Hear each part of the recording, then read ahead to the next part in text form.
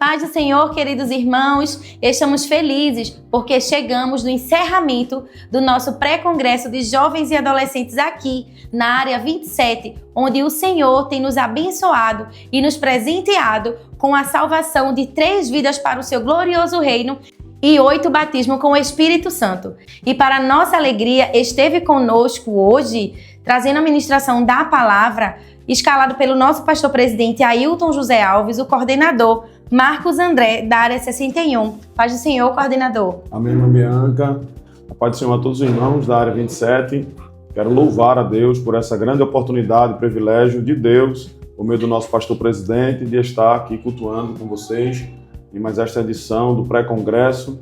Glorificar a Deus pela vida do nosso pastor, que é o maior incentivador deste trabalho. Agradecer pela honra da escala e também a superintendência das campanhas, onde hoje a gente teve o presente de receber também o pastor Jefferson, aleluia.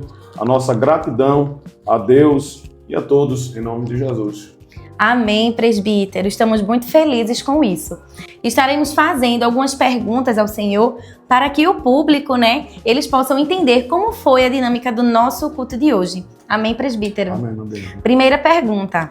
Nós, jovens, sofremos uma certa pressão social acerca do nosso futuro profissional, matrimonial e também ascensão ministerial. Porém, quando o silêncio de Deus está repousando sobre os nossos sonhos, o que nós devemos fazer para vencer e lidar com essa pressão, sabendo que nossa vida é direcionada por Deus?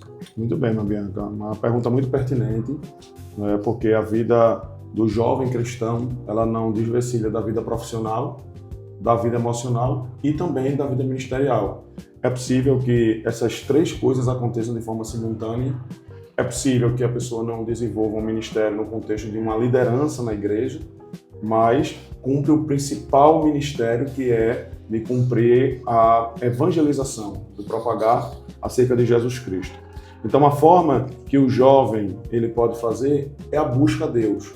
O tema deste pré-congresso é mais de Deus. E a gente só consegue ter um direcionamento se a gente for em busca do Senhor. O nosso Deus, ele não é um Deus estático, ele não é um Deus morto. Ele é um Deus que fala, ele é um Deus que responde. Talvez o silêncio, como a senhora disse, ele pode ser incômodo, mas ele é pedagógico, porque ele nos ensina que as coisas não funcionam dentro do nosso tempo, mas dentro do tempo de Deus. Como a senhora mesmo falou, nós somos dependentes de Deus, então a gente precisa ter um direcionamento do Senhor. As pessoas dizem que aquele que cala, consente. Biblicamente não existe esse termo.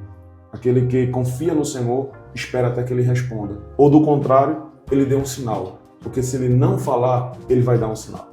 Então, a gente precisa obter de Deus, esperar de Deus para que essa resposta venha.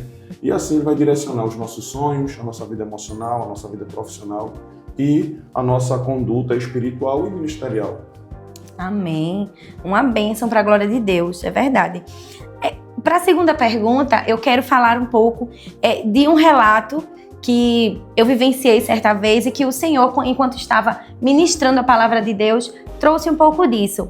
Então, veja, certa vez ouvi alguém dizer que sentia medo de ser usado por Deus. Então, isso é até compreensível. Então, enquanto a pessoa me dizia aquilo, eu compreendi o que ela estava querendo dizer, porque sabemos que existe uma responsabilidade no ser usado pelo Senhor, em falar aquilo que Ele quer que falemos para alguém que está precisando ou para o conserto mesmo de alguém. Então, isso é até compreensível se olharmos por essa perspectiva. No entanto, até que ponto esse medo pode ser um impedimento para que possamos viver o mais de Deus? Muito bem. Esse medo, ele é algo assim que acontece na vida de todos nós, Esse medo, ele pode trazer para a gente a desconfiança, às vezes, de saber se nós estamos preparados para aquilo. Me faz lembrar quando o Senhor chamou a Moisés e ele disse: eu não sei falar. Eu não sei falar. Quando ele diz que é pesado de língua, há quem diga que ele tinha dificuldade na fala, ele era gago, mas não era isso. Moisés passou 40 anos fora do Egito, ele perdeu a habilidade da fala. A gente que fala o português tem essa facilidade, essa tranquilidade, mas se a gente falar um outro idioma, inglês, espanhol, passar 40 anos sem falar, a gente vai trocar as palavras. Então, Moisés se sentiu incapaz mediante o tempo que ele passou distante, perdeu aquela facilidade do idioma. Então, quando o Senhor chamou, ele disse: eu não sei falar, eu tenho medo. Eu não me sinto preparado. Esse medo é normal. Esse medo mostra a nossa humanidade e a nossa dependência no Deus que a gente serve. Ele é o Senhor que nos capacita, Ele é o Senhor que nos usa, Ele é o Senhor que condiciona-nos a poder fazer cumprir a sua vontade. Então o medo ele vem porque a gente é incapaz, a gente precisa entender que o que nós fazemos para o Senhor não é fruto da nossa habilidade, por mais que a tenhamos e por mais que o Senhor use como instrumento.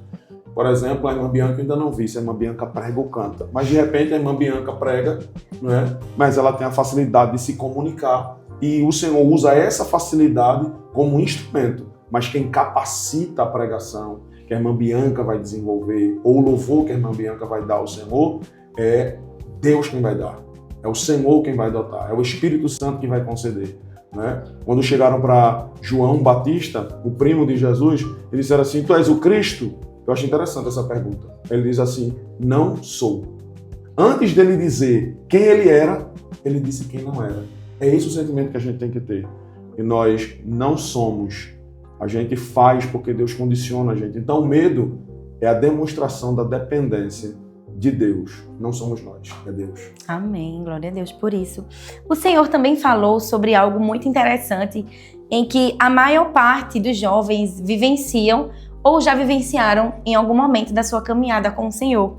É a questão do estar familiarizado. Então, estar familiarizado em uma igreja é diferente de ser servo de Deus, sim, não é? Então, pensando nisso, queremos saber se o Senhor já se viu nesse momento de estar vivendo de forma familiarizada com a comunidade cristã ali, onde o Senhor congregava. É como se estivesse no modo automático. Se sim, como Deus lhe fez ver isso e o impulsionou a voltar a viver de fato como servo dele? Muito bem.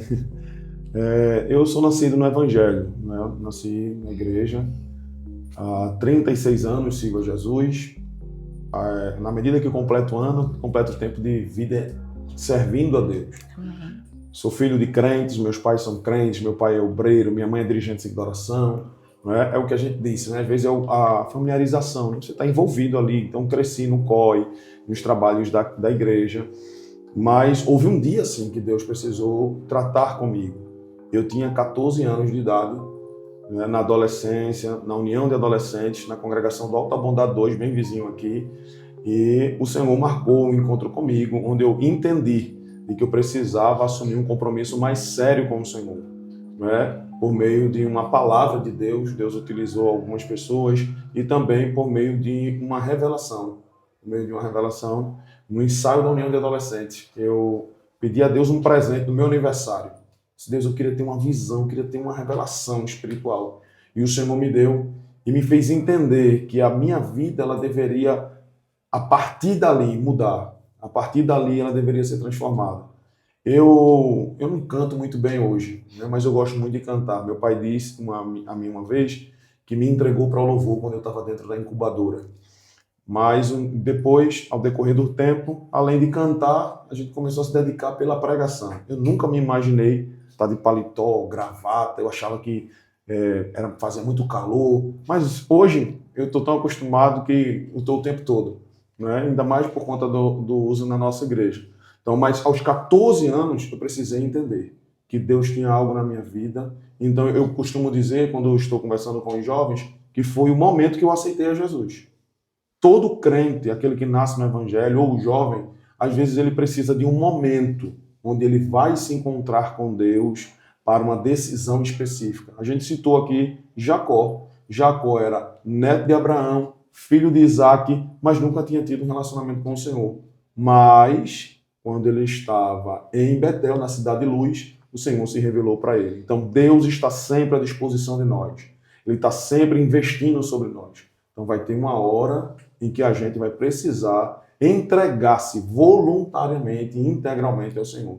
E, só para encerrar, irmã Bianca, essa entrega ela não é única apenas, ela é diária. A gente se entrega todos os dias. E com isso, gostaríamos de pedir ao coordenador Marcos André para nos deixar uma reflexão para os jovens e adolescentes da Área 27, como também para todos aqueles que irão assistir a nossa entrevista. Muito bem. Eu quero reprisar, né, o tema deste pré-congresso, que é mais de Deus.